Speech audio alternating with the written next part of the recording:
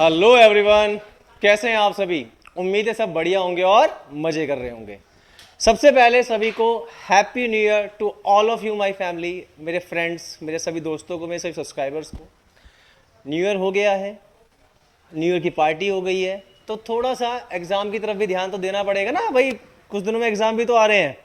Last class में हमने क्या पढ़ा था? लास्ट क्लास में आपने पार्ट 1 में देखा था कि हमने कंडीशनल प्रोबेबिलिटी का रिवीजन पार्ट स्टार्ट किया था। पार्ट 1 रिवीजन हो गया था और मेरे को उम्मीद है कि आप लोगों को रिवीजन कंप्लीटली समझ आ चुका है। ठीक है, नहीं समझ आएगा, मैंने लास्ट क्लास में भी कहा था कि आप कमेंट सेक्शन में लिखिए, हम आपको दोबारा से समझाएंगे। आज हम लोग क्या करेंगे? आज हम लोग कंडीशनल प्रोबेबिलिटी के कुछ उन क्वेश्चन की तरफ डिस्कस करेंगे जो आपके लिए एग्जाम में इंपॉर्टेंट है। देखा नहीं है आजकल टाइटल होता है बस ये पढ़ लिया तो पास, बस वही वाला कॉन्सेप्ट है कि आज हमारे पास कंडीशनल प्रोबेबिलिटी, जो क्लास 12th में पता है ना, कंडीशनल प्रोबेबिलिटी नाम की भी एक चीज होती है। अब तो पढ़ रहे होगे या नहीं पढ़ रहे? अब भी पढ़ लो यार, ऐसा मत करना, ठीक है। तो आज हम स्टार्ट करेंगे कंडीशनल प्रोबेबिलिटी के कम से कम 5 से 6 ऐसे इंपॉर्टेंट क्वेश्चन जो एग्जाम में देखने को मिल जाते हैं अक्सर। ठीक है बेटा, मैं ये बिल्कुल नहीं कह रहा कि जिन क्वेश्चंस को मैं आज करा रहा हूं बिल्कुल डिट्टो यही लैंग्वेज में आएंगे, नहीं। हमें समझने हैं कि कंडीशनल प्रोबेबिलिटी के क्वेश्चन किस टाइप के एग्जाम में अपीयर होते हैं, हमें उन चीजों को समझना है। ठीक है, बिना टाइम वेस्ट करे स्टार्ट करते हैं हम लोग पहले क्वेश्चन से अपने। देखिए यहां पर सबसे पहला काम आपको एग्जाम में क्या करना है? आपको एग्जाम में क्वेश्चन को बहुत ही ध्यान से पढ़ना है, अपने दिमाग में समझना है। कई बार क्या होता है कि बच्चे थोड़ा सा ओवर कॉन्फिडेंस होते हैं कि यार मेरे को तो आता है ये क्वेश्चन, अरे ये तो बच्चों वाला क्वेश्चन है यार, साहिल सर ने क्या क्वेश्चन दे दिया। तो हम क्या करेंगे, लेवल को थोड़ा सा आसान से अपग्रेड करना स्टार्ट करेंगे। ठीक है, चलिए पहला क्वेश्चन देखते हैं बेटा। पहला क्वेश्चन वो कह रहा है कि 2 कॉइन्स आर, उसने बोला 2 कॉइन्स आर टॉस्ड, हमने 2 कॉइन्स को एक बार टॉस किया। सबसे पहले इमेज मेरे दिमाग में ये आनी चाहिए क्वेश्चन सॉल्व करने से पहले कि अगर मैंने 2 कॉइन्स को एक साथ टॉस किया है तो हमारे सैंपल स्पेस क्या बनेंगे, पहले वो देखते हैं हम लोग। देखो 2 कॉइन्स को टॉस करूंगा तो बेटा हेड हेड होगा, हेड टेल होगा, टेल हेड होगा और टेल टेल होगा। यही तो पॉसिबल आउटकम होंगे। अगर मेरे इस हाथ में भी कॉइन है और इस हाथ में भी कॉइन है, मैंने टॉस किया तो क्या होगा? या तो हेड हेड होगा, हेड टेल होगा, टेल हेड होगा, टेल टेल होगा। अब उसने बोला कि इस क्वेश्चन में हमारे पास 2 इवेंट है। एक इवेंट ई है, एक इवेंट ई है जिसमें कह रहा है कि टेल अपीयर्स ऑन 1 कॉइन, मतलब कि एक कॉइन में एक टेल होना चाहिए। तो कौन कौन सी कंडीशन है ध्यान से देखो। हेड टेल के अंदर भी एक टेल है और टेल हेड के अंदर भी एक ही टेल है। टेल हेड के अंदर भी एक ही टेल है। बेटा एक मिनट जरा, थोड़ा सा माइक अपनी जगह से हट रहा है, एक मिनट बस, एक मिनट। हाँ अब ठीक है ना? ठीक है, तो आप यहाँ पे देख पा रहे हो कि इसकी प्रोबेबिलिटी कितनी हो गई? 2/4 भाई, टोटल आउटकम कितने हैं? 4, ये कितने हैं? 2, तो आंसर इज 1/2। ऐसे ही अब एफ इवेंट क्या है? इवेंट एफ कह रहा है कि 1 कॉइन शो हेड। पहले वाले में क्या था? 1 कॉइन शो टेल, और यहां पे कह रहा है 1 कॉइन शो हेड। तो देखो यहां पर भी सेम कंडीशन यही वाली। देखो यहां पर हेड कह रहा है एक बार हेड आ रहा है, यहां भी एक बार हेड आ रहा है। दोनों कंडीशन में क्या हो रहा है? सब कुछ सेम हो रहा है। तो यहां भी कितना हो गया? 1/2। ये तो प्रोबेबिलिटी निकल गई हमारी। ठीक है, डायरेक्ट प्रोबेबिलिटी निकल गई। वो कह रहा है फाइंड करो ई बाय एफ, ई बाय एफ, ई अपॉन एफ हमें सॉल्व करना है। तो इसके लिए प्रॉपर्टी क्या होती है बेटा? इसके लिए फॉर्मूला होता है पी ई बाय एफ की प्रोबेबिलिटी होती है P E intersection F upon में पी एफ, यही प्रॉपर्टी होती है। जहां पर आप बच्चों देख पा रहे हो कि पी ऑफ एफ की प्रोबेबिलिटी कितनी है? 1/2। तो इसकी प्रोबेबिलिटी कितनी है? 1/2। सबसे पहले क्या नहीं है मेरे पास? मेरे पास इंटरसेक्शन नहीं है, तो इंटरसेक्शन निकाल लेंगे बेटा। आप देख पा रहे हो, इंटरसेक्शन फाइंड आउट कर लेंगे। ई और एफ दोनों में ही कॉमन क्या है भाई? दोनों में ही कॉमन देखो H T, I am sorry, थोड़ा सा एक मिनट रुक जाओ। ठीक है, एच और टी और टी और एच ये दोनों ही कॉमन आ रहे हैं, तो यहां भी प्रोबेबिलिटी कितनी हो गई? 1/2 ही होगी। सॉल्व करके 1/2 होगी। तो इसकी जगह भी मैं क्या लिख दूंगा? 1/2। डिनोमिनेटर में भी सेम है, न्यूमिनेटर में भी सेम है, आपस में कैंसिल आउट हो गया तो आंसर कितना आएगा 1। तो इसका मतलब P E बाय एफ का आंसर कितना होगा 1। आप चेक कर लो आंसर कितना आना चाहिए, 1 ही आना चाहिए। उम्मीद है समझ आ गया होगा। फटाफट से इस क्वेश्चन को या तो नोट कर लो या स्क्रीनशॉट ले लो, फटाफट से दूसरे क्वेश्चन पे आते हैं। 1 मिनट के अंदर भी क्यों, 15 सेकंड के अंदर ही वापस आते हैं यार, जल्दी लिखो फटाफट से।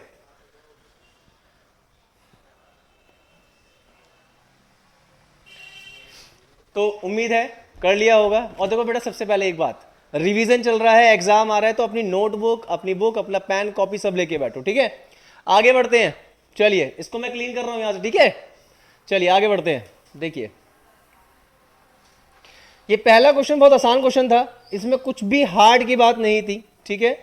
अब हम बढ़ते हैं अपने दूसरे क्वेश्चन की तरफ बढ़ते हैं, दूसरे क्वेश्चन की तरफ बढ़ते हैं। बेटा 1 मिनट,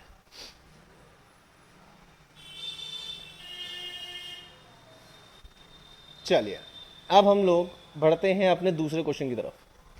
दूसरे क्वेश्चन में हम लोगों को एक बड़ा ही अच्छा सा क्वेश्चन दिया है। इस तरह का कार्ड का क्वेश्चन मिक्स करने वाला 1 to 10 ऐसे क्वेश्चन बहुत आते हैं, ठीक है। तो समझेंगे कॉन्सेप्ट क्या है इसके अंदर, समझेंगे। देखो देखो इन्होंने बोला 10 कार्ड नंबर्ड 1 to 10। हमारे पास 10 कार्ड है, हमारे पास 10 कार्ड है, 10 कार्ड है, ऐसे करते करते 10 कार्ड है। 10 कार्ड नंबर 1 to 10 और सभी कार्ड्स पर नंबर डला हुआ है, सभी कार्ड्स पर ऐसे नंबर डले हुए हैं। And place in the box, और हमने इनको एक बॉक्स के अंदर, ठीक है, एक बॉक्स के अंदर हमने इसको प्लेस कर दिया। बॉक्स के अंदर हमने इन सारे कार्ड्स को प्लेस कर दिया, रख दिया, और सबको मिक्स कर दिया, अच्छे से हमने मिक्स कर दिया, ठीक है, अच्छे से हमने मिक्स कर दिया। यहां तक तो बात समझ ही आ रही है, इनको अच्छे से हमने मिक्स कर दिया। अब मेरी बात समझना बेटा, मैं एक बार आपको समझाने के लिए एक डायग्राम से बना देता हूं ताकि मेरे बच्चों को अच्छे से समझ आ जाए। इसकी कोई जरूरत नहीं है लेकिन फिर समझाने के लिए, ये वो बॉक्स है जिसमें हमने 1 से लेकर 10 तक के कार्ड्स इसके अंदर डाल दिए हैं, इसके अंदर हमने कार्ड डाल दिए हैं। अब मैंने क्या करा, मैंने इस कार्ड के अंदर रैंडम मतलब हाथ डाला और रैंडमली एक कार्ड निकाला, रैंडमली मैंने एक कार्ड निकाला, ठीक है। तो पहले हमने ये कार्ड जो मिक्स करके इसमें डाले, इसके क्या सैंपल स्पेस हो सकते हैं, पहले हम उसकी बात करते हैं। देखो सैंपल स्पेस की बात करें तो बॉक्स के अंदर टोटल कितने कार्ड हैं, 1 2 3 4 5 6 7 8 9 10। तो हमारे पास 1 2 3 4 ऐसे करते करते कितने कार्ड्स हैं, 10 हैं। तो टोटल मतलब कितने तरीके होंगे कार्ड निकालने के, 10 तरीके। वही हम कौन सा कार्ड निकालेंगे। अब वो कह रहा है, अब बात समझना, एग्जाम में आपको एक इवेंट ई बनाना पड़ेगा और एक इवेंट एफ बनाना पड़ेगा, लेकिन अब बात समझते हैं कि कौन सा ई होता है और कौन सा एफ होता है, इसको समझते हैं ध्यान से। वो कह रहा है then 1 card is drawn randomly, हमने एक कार्ड को रैंडमली निकाला। If it is known that, अगर हमें यह पता है कि the number on the drawn card is more than 3, कि जो भी कार्ड मैंने बाहर निकाला वो 3 से बड़ा ही है। इसका मतलब हमारे दिमाग में क्या इमेज बन गई, हमारे दिमाग में एक इमेज बन गई कि जो भी कार्ड है वो 3 से बड़ा है, 3 से छोटा नहीं है। तो इसका मतलब परसेप्शन के बेस पे देखा जाए तो हमें जो भी कार्ड देखने हैं वो 3 से बड़े देखने, 3 से छोटे मुझे देखने ही नहीं है। तो अब ध्यान से देखो, जो ये वाला पार्ट होता है ना जिसमें हमें बता दिया जाता है, ये ध्यान रखना, जिसमें हमें बता दिया जाता है कि निकाला गया इवेंट क्या है, उसको एफ इवेंट मानते हैं, ठीक है। उसको क्या मानते हैं, एफ मानते हैं। जो गिवन वाला पार्ट होता है, जो गिवन वाला पार्ट होता है उसे एफ मानते हैं, ठीक है। तो यहां पर क्या कह रहा है, यहां पर क्या कह रहा है, इवेंट एफ क्या है, इवेंट एफ क्या है कि जो भी कार्ड मैंने निकाला वो 3 से बड़ा है। तो 3 से बड़ा कार्ड क्या हो सकता है, 4 हो सकता है, 5 हो सकता है, 6 हो सकता है, 7 हो सकता है, 8 9 और 10। उम्मीद है ये बात अच्छे से समझ आ गई होगी। इवेंट एफ होता है जिसको मुझे फाइंड आउट करना होता है, जिसकी प्रोबेबिलिटी मुझे फाइंड आउट करनी होती है, इसी को कंडीशनल बोलते हैं। एक होती है डायरेक्ट प्रोबेबिलिटी, जिसमें ठीक है एक कॉइन को टॉस किया या एक कॉइन को 10 बार टॉस किया, कितनी बार हेड आया आपने प्रोबेबिलिटी निकाली, दैट्स वो एक सिंपल है। तो वो हम 9th और 10th में पढ़ते थे। लेकिन अगर मुझे एक इवेंट में मतलब एक सैंपल स्पेस में 2 इवेंट एसोसिएटेड होते हैं, जिसमें मुझे पहला इवेंट ऑलरेडी दिया हुआ होता है, सॉरी दूसरा इवेंट दिया होता है, उसके बेस पे पहला निकालना है, उसी को तो कंडीशनल प्रोबेबिलिटी बोलते हैं। पार्ट 1 में हमने यही तो पढ़ा था। मैं बार बार एक बात कह रहा हूं कि इस कॉन्सेप्ट को समझने के लिए आपको हमारी पार्ट 1 की वीडियो एक बार देखनी पड़ेगी, जिसमें मैंने कंडीशनल प्रोबेबिलिटी का कॉन्सेप्ट समझाया हुआ है, तो उसको जरूर देखो एक बार, ठीक है। कुछ नहीं करना, चैनल की प्लेलिस्ट में जाना है, प्लेलिस्ट के अंदर मैंने 12th क्लास के चैप्टर्स बना रखे हैं, उसके अंदर हमने इसको अपलोड किया है, ठीक है। चलिए, इवेंट ई क्या है? इवेंट ई कह रहा है कि what is the probability that it is an even number card. Even number card आने की क्या प्रोबेबिलिटी है, इसको मुझे फाइंड आउट करना है। देखो, तो इवन नंबर के कार्ड कौन से हो गए? 2, 4, 6, 8 और 10। भाई 1 से लेके 10 कार्ड के बीच में इवन नंबर तो 2 होगा, 4 होगा, 6 होगा, 8 होगा या 10 होगा। अब मुझे क्या निकालना है? ठीक है, मैं इसको बेटा अब क्लियर कर रहा हूं मैं, ठीक है। सो मैं इसको क्लियर कर रहा हूं। मुझे निकालना है कि निकाले गए कार्ड की प्रोबेबिलिटी इवन होनी चाहिए, जिसमें यह दिया हुआ है कि निकाला गया कार्ड 3 से बड़ा है। मतलब मुझे इवेंट ई की प्रोबेबिलिटी फाइंड करनी है, कंसीडर दैट कि एफ ऑलरेडी हो चुका है। एफ ऑलरेडी हो चुका है। उम्मीद है ये बात समझ आ रही है। इसका फॉर्मूला क्या होता है बेटा? इसका फॉर्मूला होता है P E intersection F upon में पी एफ। यही इसका फॉर्मूला होता है, यही फॉर्मूला होता है। क्लियर ना? तो आप ध्यान से देखेंगे बेटा, ध्यान से देखेंगे। मुझे क्या करना है? मुझे इन दोनों के बीच में बिल्कुल कॉमन पार्ट फाइंड आउट करना है अपना, ठीक है। ई और एफ, इन दोनों में जो भी कॉमन है निकालो। देखो, दोनों में 4 कॉमन है, 6 कॉमन है, 8 कॉमन है और 10 भी कॉमन है। तो देखो 4, 6, 8 और 10 कॉमन है। क्लियर है क्या? अब इसकी प्रोबेबिलिटी क्या हो गई? इसकी प्रोबेबिलिटी हो गई 1, 2, 3, 4, 5, 6, 7। ये तो हो गई 7 अपॉन 10। और ये कितनी हो गई? 1, 2, 3, 4। ये हो गई हमारे पास 4 अपॉन 10। अब क्या करना है? अब मुझे सिर्फ अपने पार्ट, मतलब इस टॉपिक में इसको हमें बेटा 1 मिनट, जरा सिर्फ 1 मिनट। ये बार बार ना एक्चुअली आज ये लूज हो रहा है, इसको हम थोड़ा ठीक करेंगे नेक्स्ट क्लास में, ताकि दिक्कत ना हो हमारे को, ठीक है। हाँ, तो अब मुझे क्या करना है? इन वैल्यूज को मुझे यहाँ सब्स्टिट्यूट करना है, ठीक है। तो देखेंगे जरा एक बार, इसकी वैल्यू क्या है बेटा? इसकी वैल्यू 4/10 है, 4/10। अब पी एफ क्या है? ये 7/10 है, तो 7/10। 10 से 10 कैंसिल आउट हो गया, तो बचा क्या मेरे पास? 4 अपॉन 7। तो इसका मतलब पी ई बाय एफ की प्रोबेबिलिटी कितनी है? 4/7। आई होप ये क्वेश्चन भी आपको बहुत अच्छे से समझ आ गया है। तो अब हम फटाफट से चलते हैं अगले क्वेश्चन की तरफ। टेक अ स्क्रीनशॉट, ठीक है, टेक अ स्क्रीनशॉट। बेटा स्क्रीनशॉट जरूर ले लें और इसको कॉपी में जरूर लिख लें अपने, ठीक है। हाँ,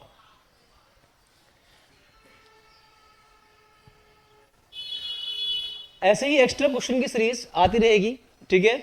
अब हमारा जो पार्ट 2 होगा, मतलब कहने का ये है कि अभी तो क्वेश्चंस मैं और करा रहा हूँ, पार्ट 2 में हमें पढ़ना होगा मल्टीपल थ्योरम के बारे में, फिर उसके कुछ एक्स्ट्रा क्वेश्चंस हम लोग देखेंगे, ठीक है। चलिए देखते हैं आगे।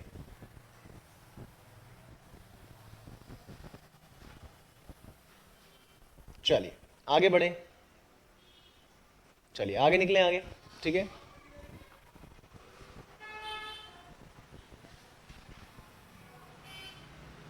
चलिए आगे बढ़ते हैं। अरे बहुत ही बढ़िया क्वेश्चन आ गया, एकदम बहुत ही बढ़िया। ध्यान दे लेना इस क्वेश्चन में बहुत ध्यान से। एमसीक्यू के अंदर क्वेश्चन आएगा ऐसा क्वेश्चन, ठीक है। बहुत आसान क्वेश्चन है, एक बार कॉन्सेप्ट समझ आ गया दिमाग में कर लेना, सॉल्व करने की जरूरत नहीं पड़ेगी, ठीक है। बहुत अच्छा क्वेश्चन है ये। देखो, अ डाई इज थ्रोन ट्वाइस। एक लूडो की गिट्टी है, उसको हमने 2 बार फेंका। उसको हमने पहले 1 बार फेंका, फिर हमने उसको 2 बार, दूसरी बार फेंका, दैट इज ट्वाइस।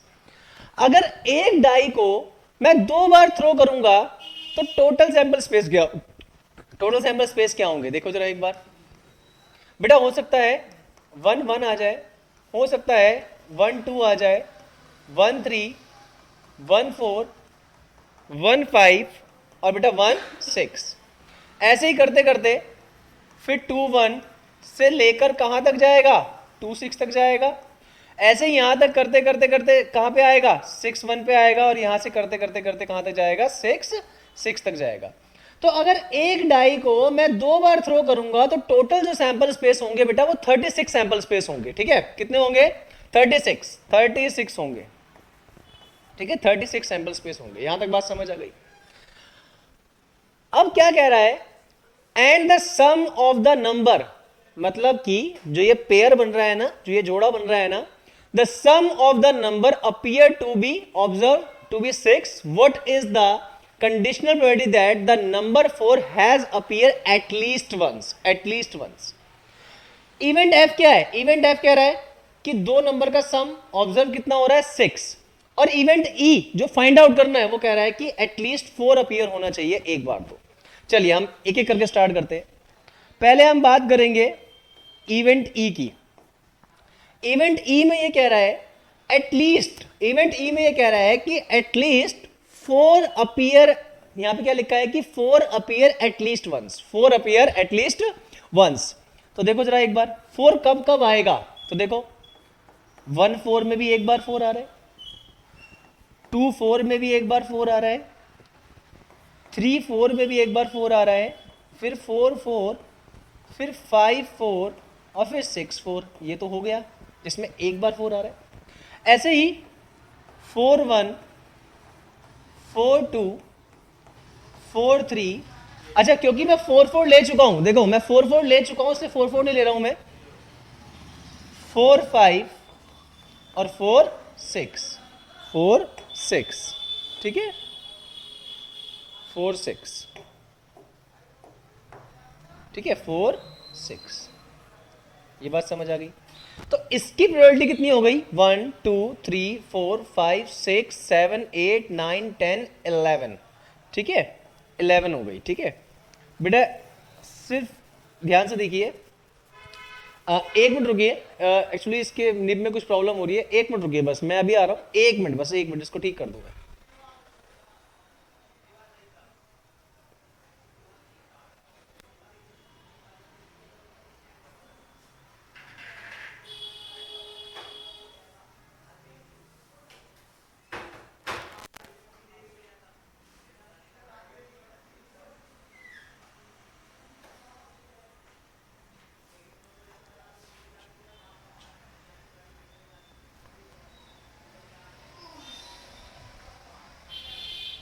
सॉरी बेटा, एक्चुअली थोड़ा पेन में वर्किंग में कुछ दिक्कत थी।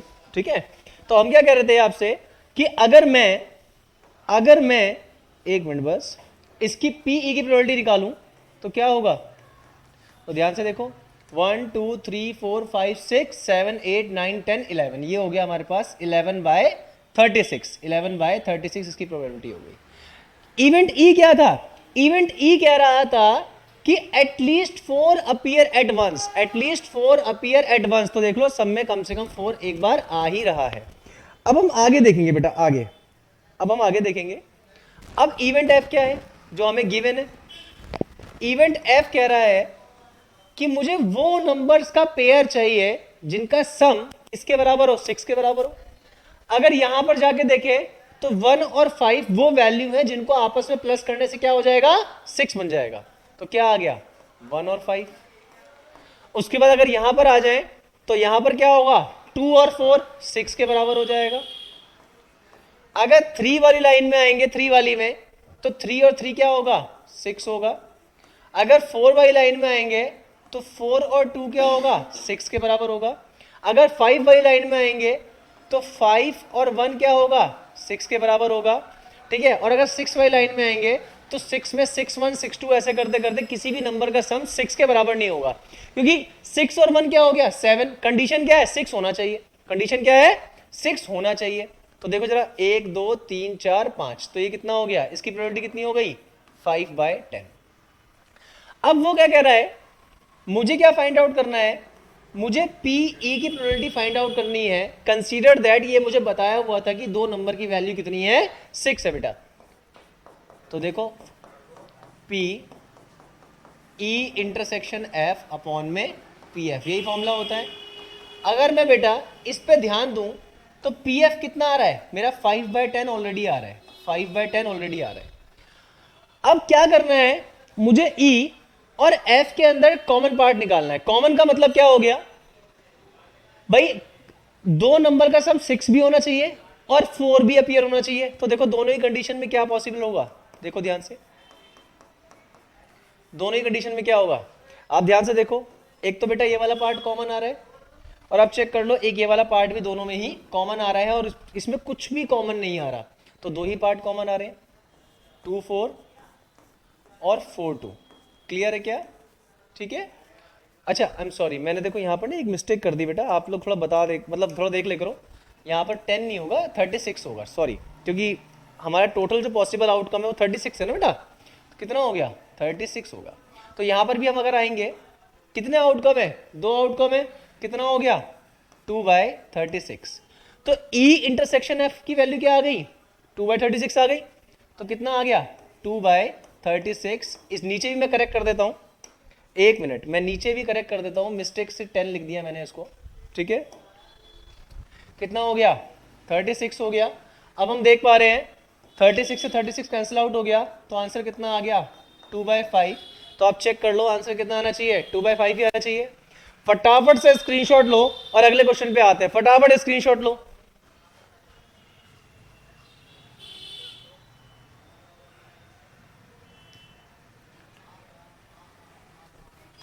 उम्मीद है आप सभी ने स्क्रीनशॉट ले लिया होगा।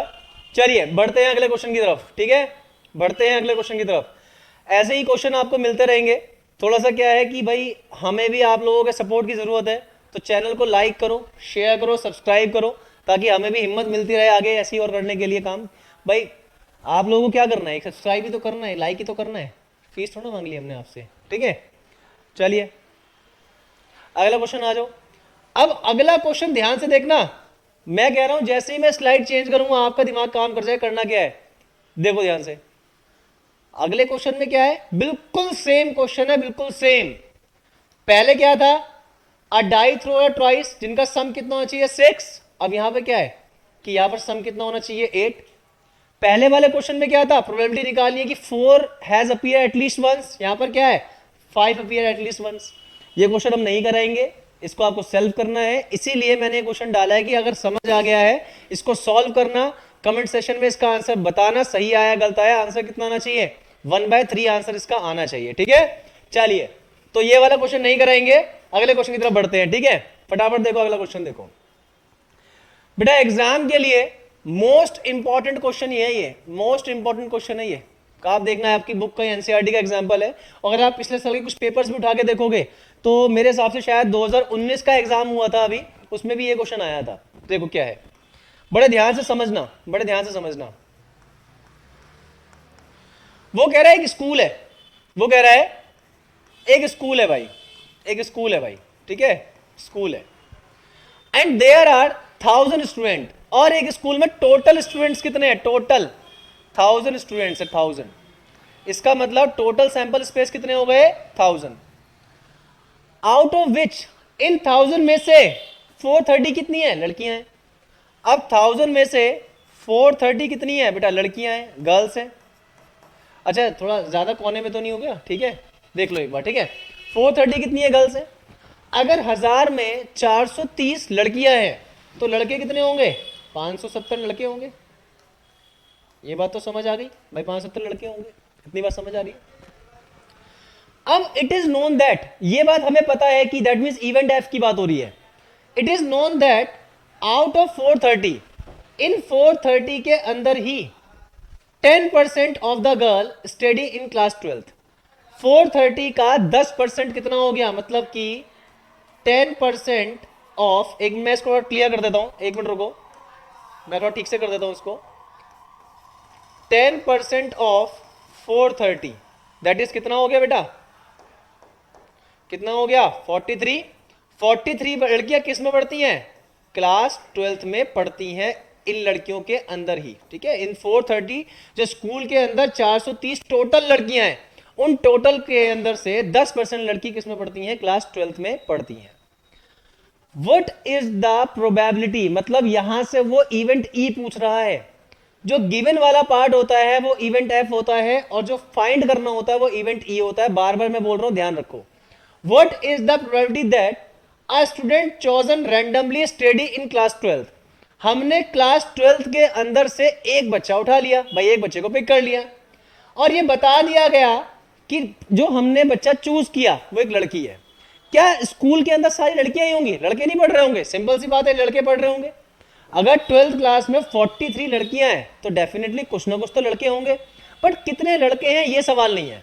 सवाल ये है कि हमने इन लड़कियों में से, मतलब कि what is the probability that the chosen student is study in class 12th। Class 12th में हमने एक बच्चा उठाया और जो बच्चा हमने पिक किया वो क्या है, वो लड़की है, ये हमें दिया हुआ है। अब दोबारा समझो इस बात को। इवेंट ई क्या है, इवेंट ई क्या है, इवेंट ई कह रहा है कि आपने find the probability that a student chosen randomly study in class 12th। अब क्लास 12th में पढ़ने वाली लड़कियां, ये तो लड़कियों की बात कर रहा है, लड़कियों की बात कर रहा है, बात ध्यान सुनना भाई। क्लास 12th में 43 लड़कियां हैं, जबकि उसने ऐसा नहीं बोला, उसने बोला कि हमने जो स्टूडेंट सिलेक्ट किया वो 12th क्लास का स्टूडेंट है, उसने इतनी बात कही है, ठीक है। और इवेंट एफ क्या बोला, इवेंट एफ बोला कि जो स्टूडेंट मैंने सिलेक्ट किया, जो स्टूडेंट मैंने सिलेक्ट किया वो एक लड़की थी, वो एक लड़की थी। टोटल लड़कियां कितनी है, 430, 430 कितनी है लड़कियां है, ठीक है। एक मिनट बेटा, एक मिनट। अगर किसी भी बच्चे को इस क्वेश्चन में दिक्कत होगी तो प्लीज कमेंट सेक्शन में लिख देना, इस क्वेश्चन को दोबारा समझा देंगे। मैं बार बार आ रहा हूं, मेरी बात समझो, बार बार मैं आ रहा हूं। What is the probability that a student chosen in class 12th। अब 12th में पढ़ने वाला स्टूडेंट होना चाहिए, 12th में पढ़ने वाला स्टूडेंट होना चाहिए, ये है बात, समझ आ गई। और ये बोला गया वो एक लड़की है, तो स्कूल में टोटल लड़कियां कितनी है, 430। टोटल लड़की कितनी है, 430। और 12th क्लास में पढ़ने वाली लड़कियों की संख्या कितनी है, 43। 12th क्लास में पढ़ने वाली लड़कियों की संख्या कितनी है, 43 है, क्योंकि ये पार्ट तो गिवन है। तो अब हमें फाइंड आउट करना है P E bye F, find करना है बेटा, जो कि होगा P E intersection F upon में पी एफ। अब ध्यान से देखना, ध्यान से, ये कितना है बेटा, ठीक है। ओ एक मिनट, सॉरी बेटा, सॉरी, एक मिनट बेटा, एक मिनट, एक मिनट, एक मिनट, ठीक है। लड़की होनी चाहिए और क्लास 12th की लड़की होनी चाहिए, ये चीज हमें कॉमन चाहिए। लड़कियां कितनी है, 430। लड़कियां कितनी है, 430 अपॉन में 1000। 1000 कहां से आ रहा है, क्योंकि हमारे पास टोटल स्टूडेंट कितने हैं, 1000 है। और कॉमन वाला पार्ट क्या है, कॉमन क्या होना चाहिए, वो स्टूडेंट लड़की होनी चाहिए और क्लास 12th की होनी चाहिए। तो लड़कियां होनी चाहिए और क्लास 12th की होनी चाहिए, वो कितनी है, कॉमन पार्ट क्या है, 43। तो ये कितना हो गया, ये हो गया 43 अपॉन 1000। क्लियर है क्या बेटा, इससे इसको कैंसिल आउट कर दिया, हम पे क्या बच गया, हम पे बच गया 43 अपॉन में 430। अब आप देख लो साफ सीधी बात, अगर मैं इसको आपस में कैंसिल आउट कर दूंगा तो कितना आंसर आ गया, 1/10। इस क्वेश्चन को दोबारा से अगर हम एक बार गो थ्रू करें, यहां पर उसने बोला कि पढ़ने वाले बच्चों जो है वो 12th का होना चाहिए, और यहां उसने बोला कि ये दिया हुआ है कि वो एक लड़की है। अब सवाल बच्चों के दिमाग में बार बार ये उठ रहा है कि 12th के कितने बच्चे हैं, आपको वो नहीं देखना, आपको ये देखना है कि टोटल लड़कियां कितनी है, 43 अपॉन 430 अपॉन 1000। और इवेंट ई और एफ के बीच में कॉमन चेक करना है कि वो लड़की भी होनी चाहिए और क्लास 12th की होनी चाहिए। तो लड़की भी होनी चाहिए, क्लास 12th की होनी चाहिए, कितना है, 43 अपॉन 1000। कैंसिल आउट किया, आंसर आ गया 1/10। अगर ये क्वेश्चन मेरे बच्चों को प्रॉब्लम होगी तो इसका एक डिटेल शॉर्ट बना दूंगा, पूरी वीडियो बना के मैं क्या करूंगा, इसका एक एक स्टेप मैं आपको समझा दूंगा, ताकि आपको इस क्लास आपको डाउट नहीं होना चाहिए, ठीक है। मैं उम्मीद करता हूं आपको इतना समझ आ गया होगा। नेक्स्ट वीडियो में हम स्टार्ट करेंगे आपके साथ, कंडीशनल प्रोबेबिलिटी तो हमारी खत्म हो चुकी है, हम स्टार्ट करेंगे मल्टीप्लिकेटिव थ्योरम, ठीक है। उसके भी क्वेश्चंस करेंगे और उसके बाद हम प्रोबेबिलिटी के लगभग ये समझ लो 20 से भी ज्यादा ऐसे क्वेश्चंस की प्रिपरेशन करेंगे जो एग्जाम के लिए रेलिवेंट होंगे। चलिए फिलहाल बाय बाय, गुड बाय, अब आपसे नेक्स्ट क्लास में मिलते हैं, बाय बाय।